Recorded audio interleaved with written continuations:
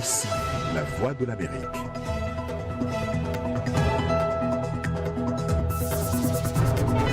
Madame, Monsieur, bonsoir. Bienvenue dans cette nouvelle édition du Monde aujourd'hui. On commence par les titres.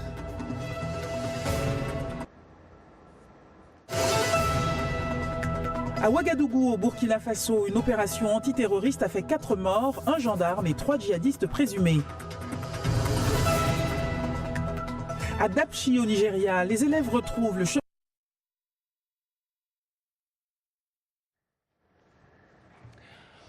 Commençons donc tout de suite avec cette opération antiterroriste menée tôt ce matin à Ouagadougou, au Burkina Faso. Vers 3 heures du matin, les forces de sécurité ont lancé un assaut contre une ville à Rayongo, dans un quartier de la périphérie de la capitale burkinabé. 1 gendarme et 3 djihadistes présumés ont été tués au cours de cette opération. Reportage Lamine Traoré à Ouagadougou. Une opération contre un réseau de présumés terroristes a été lancée ce matin. Ces réseaux habitaient un quartier périphérique de la capitale burkinabé. Le ministre de la Sécurité a aussitôt fait le point de l'opération. 3 terroristes présumés ont été abattus. Un 4e a été capturé. Nous avons perdu un de nos vaillants combattants. Et nous avons également enregistré 4 autres blessés.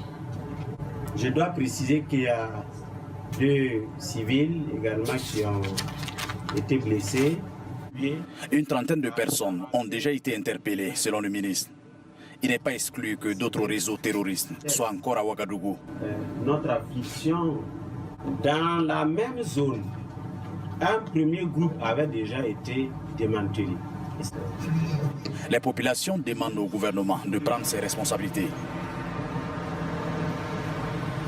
Si on a beaucoup d'attaques, c'est le gouvernement qui doit essayer de voir ce qu'ils peuvent mettre en place dans les lieux fréquentés. Les autorités en charge de la sécurité demandent aux populations de collaborer. La situation sécuritaire au Burkina Faso devient de plus en plus inquiétante. Le président du Faso ce matin a félicité et encouragé les forces de défense et de sécurité pour cette opération. Lamine Traoré, Ouagadougou, VOA Afrique. Et faisons le point sur la situation avec Siaka Koulibaly. Bonsoir. Siaka Koulibaly est au téléphone avec nous. Bonsoir. Bonsoir. Bonsoir Siaka, vous êtes analyste politique et vous êtes en direct de Ouaga. Oui. Depuis janvier 2016, Siaka, depuis les attentats contre le Café Cappuccino et l'hôtel Splendide de Ouagadougou, les attaques terroristes sont récurrentes dans le pays. Pourquoi le Burkina et pourquoi maintenant? Il faut dire que le Burkina Faso, face au terrorisme, présente des caractéristiques naturelles de fragilité, mais aussi il y a des facteurs conjoncturels. Les caractéristiques naturelles sont la proximité de la zone d'action des groupes terroristes, à savoir le désert saharien, donc qui jouxte ce désert-là, la frontière sud du désert du Sahara, qui rend le pays directement en contact avec les groupes djihadistes qui vivent dans le désert saharien.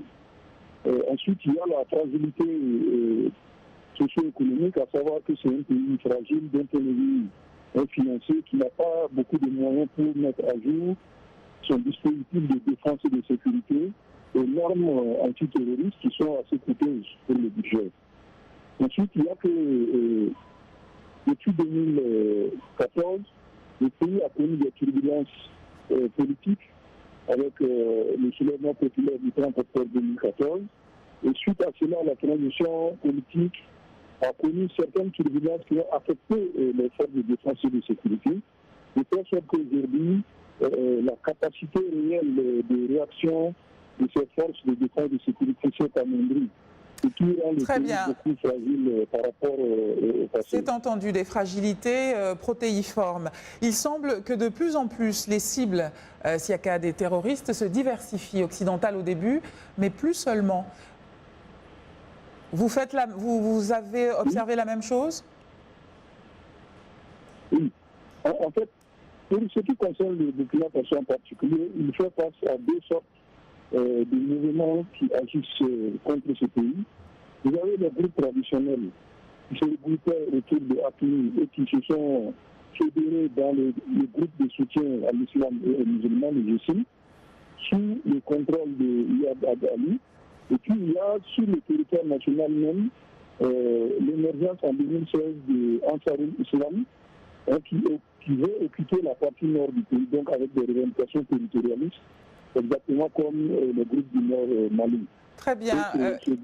Isiaka, je souhaiterais vous garder plus longtemps, d'autant plus que cet état des lieux et tout ce qu'il y a de plus précis est nécessaire. Mais c'est une émission en direct, c'est un journal en direct, donc il faut que je vous laisse partir. Je rappelle que vous êtes analyste politique et que vous répondiez à mes questions avec précision depuis Ouagadougou. Au nord du continent, en Égypte, représailles antidissidents politiques ou lutte antiterroriste. Pour l'ONG Human Rights Watch, dans un communiqué qu'elle a publié ce matin, eh bien, depuis le lancement en février d'une vaste campagne militaire contre les djihadistes, l'armée égyptienne a intensifié les démolitions d'habitations, locaux commerciaux et fermes dans la région du Nord Sinaï, des destructions que l'organisation juge illégales et surtout prétexte parfois à poursuivre des dissidents politiques et leurs proches. L'armée égyptienne n'avait pas réagi ce mardi matin. En République démocratique du Congo, l'épidémie de fièvre hémorragique Ebola déclarée il y a 2 semaines dans le pays a fait à ce jour 27 morts. On a enregistré jusqu'ici 51 cas confirmés ou suspects selon les autorités sanitaires. Une campagne de vaccination ciblée a par ailleurs été lancée lundi conjointement avec l'OMS. Alors qu'une vaccination ciblée a été lancée hier lundi à Mbandaka, dans le nord-ouest de la République démocratique du Congo, et que les aides affluent dans la région, la question de leur bonne répartition fait débat. Raïssa Girondin a joint Marie Zemengi. Elle est journaliste et elle a été jointe à Mbandaka. Les malades sont internés au centre de traitement Ebola. Il y avait 2 cas d'évasion, dont un malade était décédé hier. Et aujourd'hui encore, il y a eu un cas d'alerte selon les informations qui sont en notre possession. Et tout ça c'est dû, je peux dire, au manque de mobilisation concrète des ressources par les partenaires. Vous pensez que donc actuellement un état d'urgence un peu plus mondial concernant l'économie doit être levé? Ils sont vraiment nombreux sur terrain, mais à terme des ressources comme ça, ils n'ont pas encore déployé. On veut de permettre aux acteurs de pérenniser les actions à travers toutes les zones de santé qui sont citées. Parce qu'ici, dans la ville de Mbandaka, il y a ces 3 zones de santé.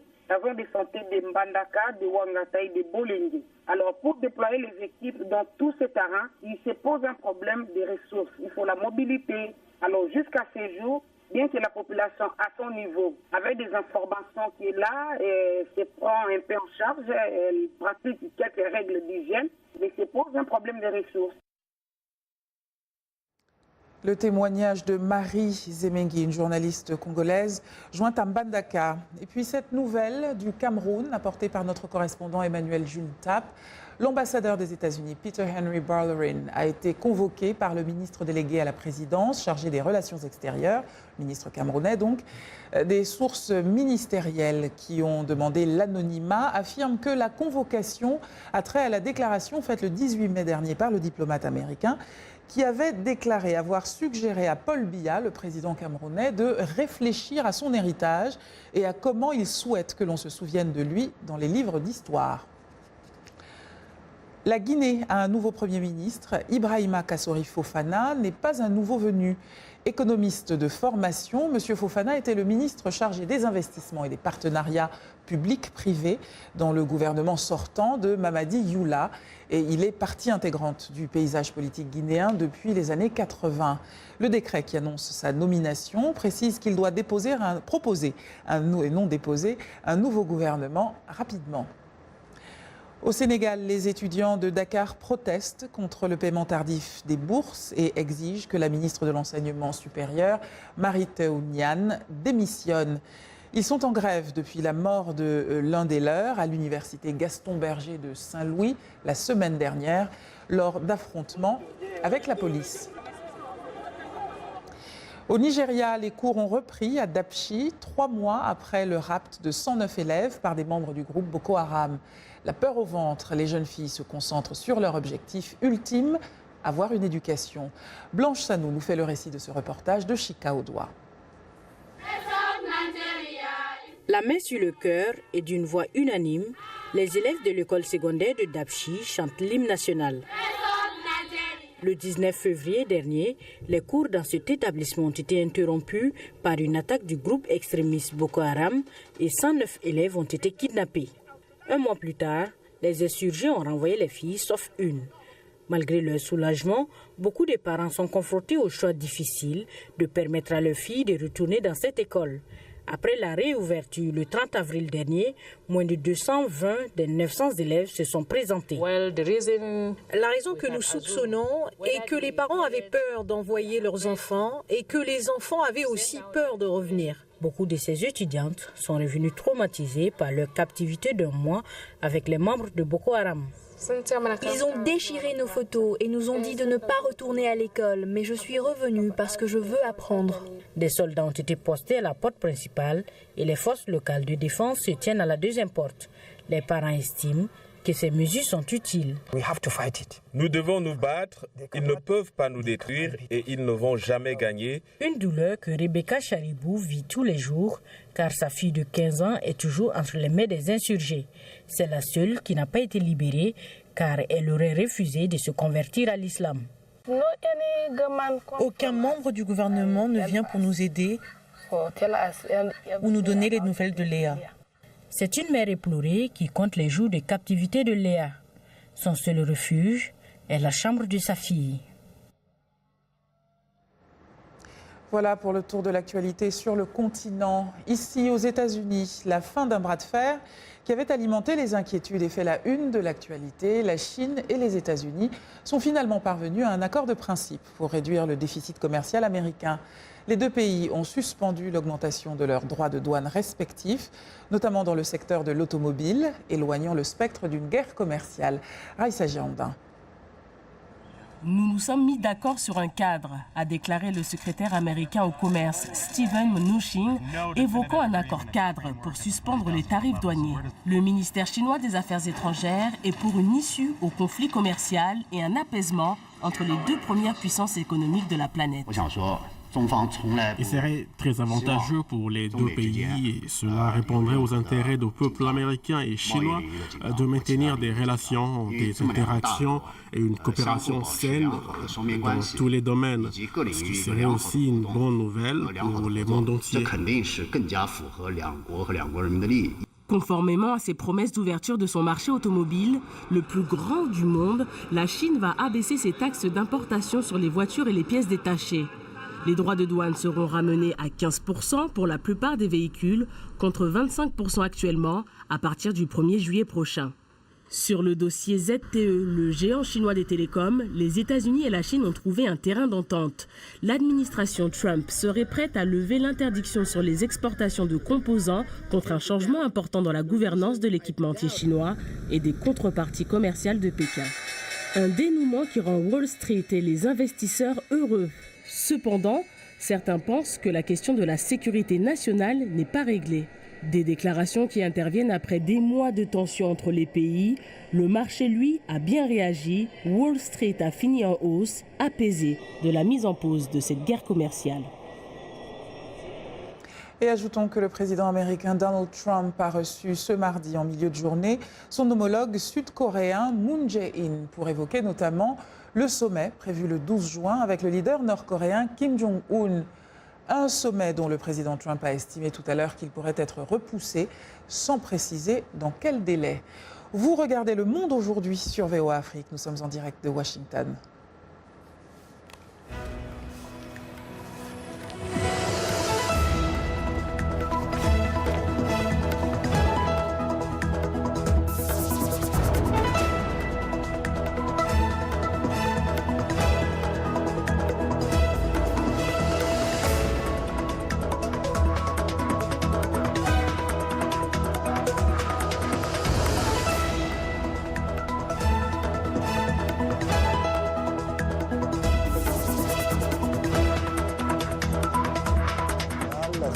Afrique. 30 minutes d'échange et d'analyse sur d'importants événements, économie, politique, sport, culture. nos invités répondent aux questions.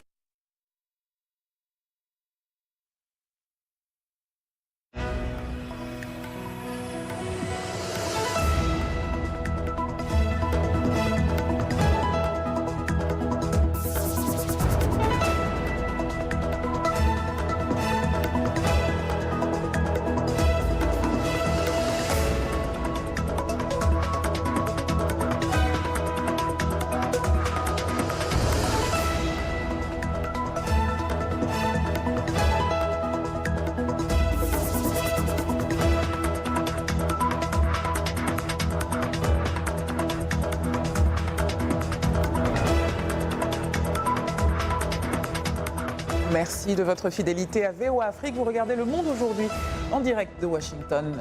Tout de suite, les titres de cette seconde partie de votre journal. Dans la ville portuaire de Bosaso, en Somalie, un nouveau programme américain pour pallier une industrie de la pêche vacillante. En Ouganda, un ancien conducteur de mototaxi lance une application qui sécurise et organise la circulation de ce moyen de transport populaire. En Tunisie, une coalition veut équilibrer la répartition de l'héritage en donnant aux femmes la part qui leur est due.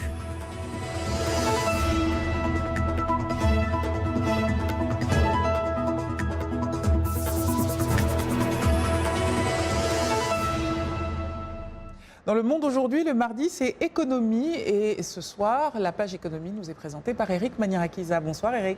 Bonsoir Anastasie. Alors, le panier de la ménagère en Afrique souffre de l'augmentation du prix des denrées alimentaires.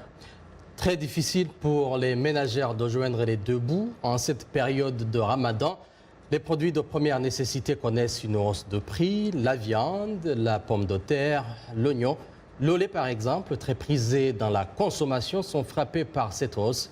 Tout est cher, nous disent ces personnes au Tchad.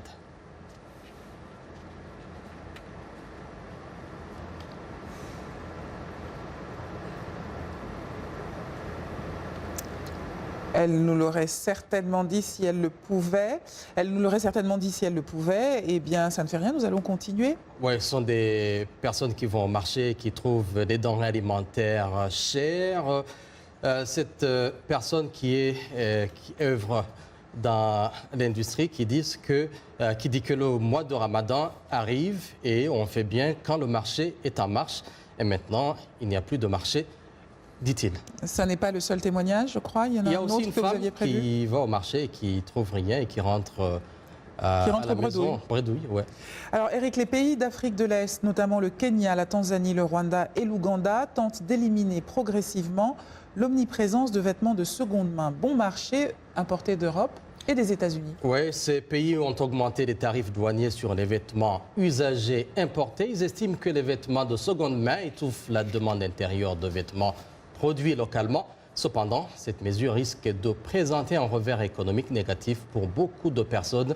C'est le cas du Rwanda, par exemple, où ce business prospère depuis de nombreuses années. Suivez. Le marché populaire de Wiyogo à Kigali reste le seul qui offre les vêtements de seconde main de la ville. 4 marchés similaires ont déjà fermé. De nombreux vendeurs et commerçants craignent pour leur avenir et leurs moyens de subsistance.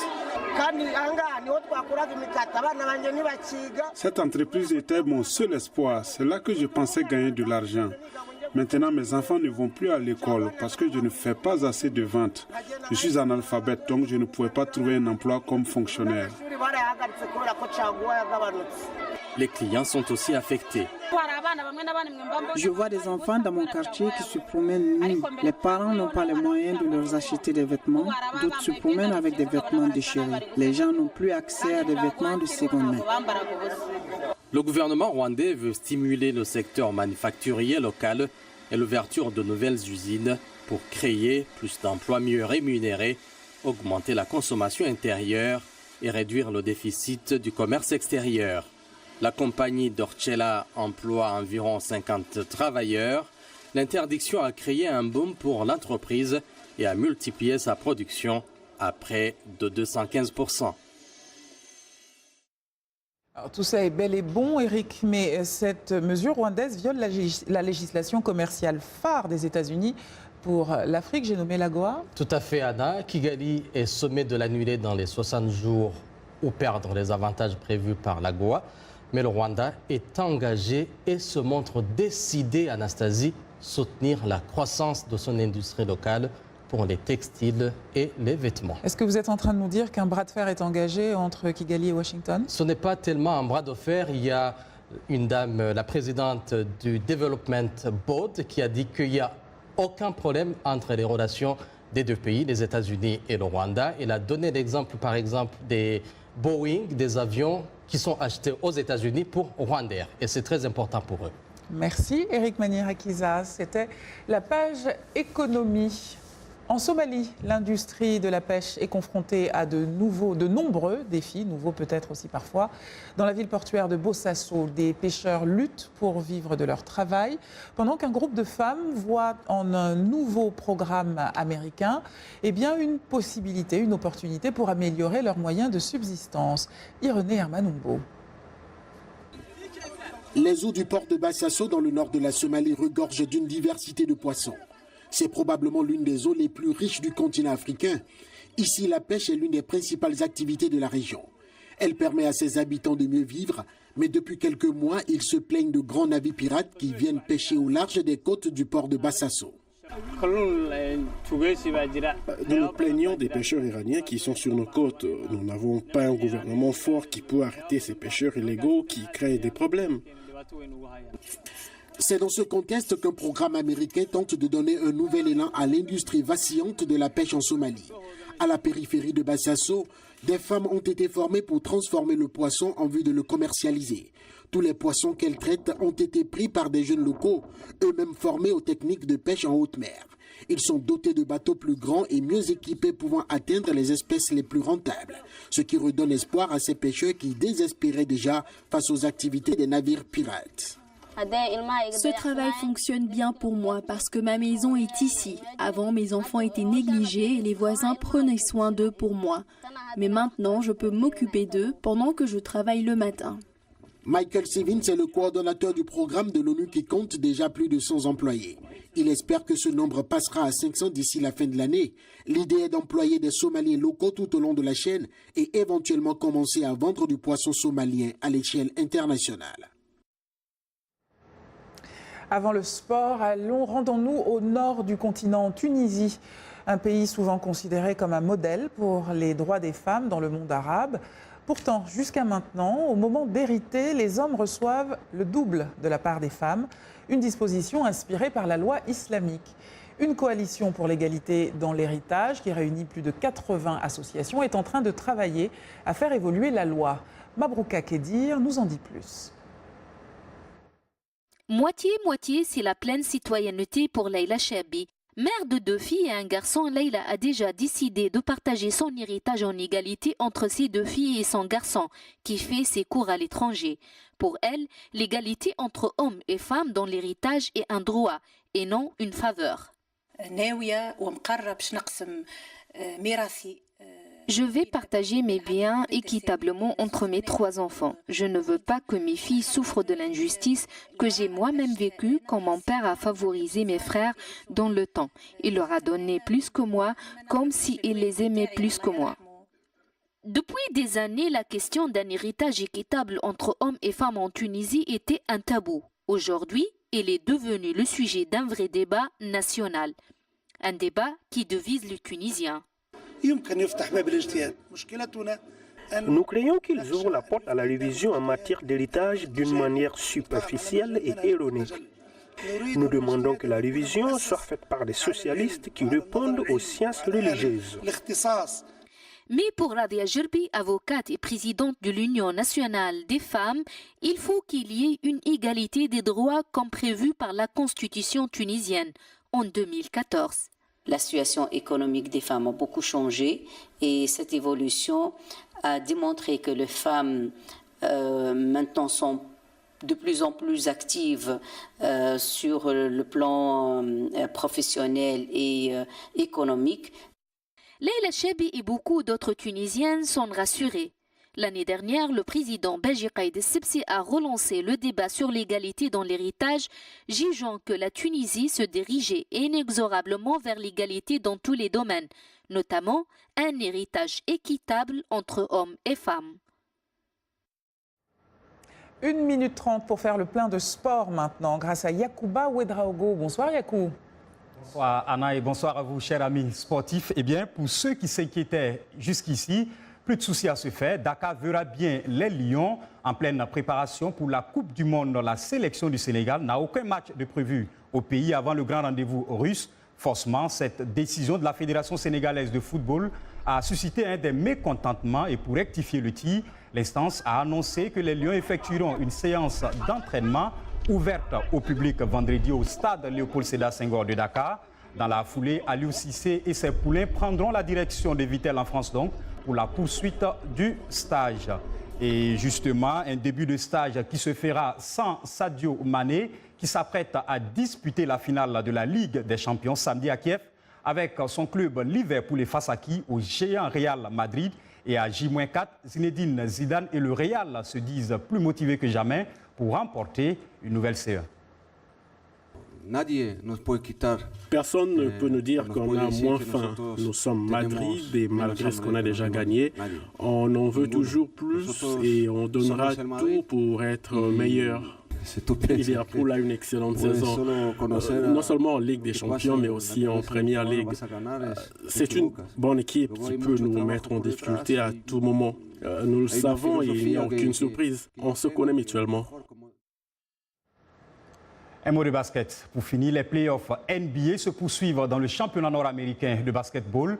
Et la superstar de Cleveland, LeBron James, a écœuré avec ses 44 points Boston, dominé 111-102. Cette victoire de Cleveland a complètement relancé la finale de la conférence Est, dernière marche avant la finale NBA. Et pour la 6e fois depuis le début des playoffs, eh bien, King James a dépassé le seuil des 40 points du jamais vu dans sa carrière à 33 ans. Et ce qu'aucun joueur n'avait plus réussi depuis Allen Iverson en 2001, déjà vainqueur, déjà marqueur, on va le dire comme ça, de l'histoire des playoffs. Eh bien, il est aussi devenu le joueur ayant réussi le plus de tirs en phase finale avec 2350 tirs réussis, s'il vous plaît, soit un de plus que le légendaire Karim Abdul-Jabbar.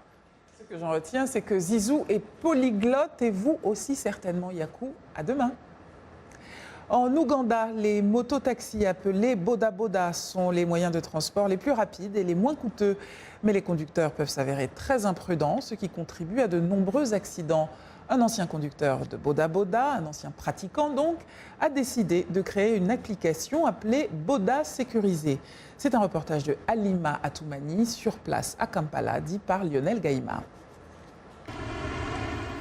Avec ce trafic intense à Kampala, le Boda Boda est souvent le meilleur moyen de transport en ville. Cependant, la police ougandaise déclare que 7000 personnes ont perdu la vie ces 3 dernières années dans des accidents de la route. L'hôpital national Mulago reçoit environ 8 patients par jour victimes d'accidents de Boda Boda. 80%. Plus de 80% des victimes ont des traumatismes. 90% d'entre eux sont dus à des accidents de Boda Boda. Nous ne pouvons pas opérer des patients avec une tumeur au cerveau tellement le crâne des victimes est endommagé. Les clients peuvent commander un taxi grâce à l'application. Boda Sécurisé étudie chaque conducteur et lui offre des formations de sécurité routière. Il doit également donner aux clients un filet à cheveux propre ainsi qu'un casque, ce qui est une démarche très rare à Kampala. Depuis que je travaille avec Boda Boda Sécurisé, beaucoup de choses ont changé. Aujourd'hui, je suis beaucoup plus patient qu'avant sur la route. Je laisse même les autres véhicules passer. Après tout, le plus important, c'est d'arriver sain et sauf à destination. Bien que l'application offre un service moins cher et plus sécurisé depuis maintenant 4 ans, elle a du mal à attirer les utilisateurs. De nombreux Ougandais n'ont pas de smartphone, mieux, certains préfèrent effectuer leur trajet eux-mêmes.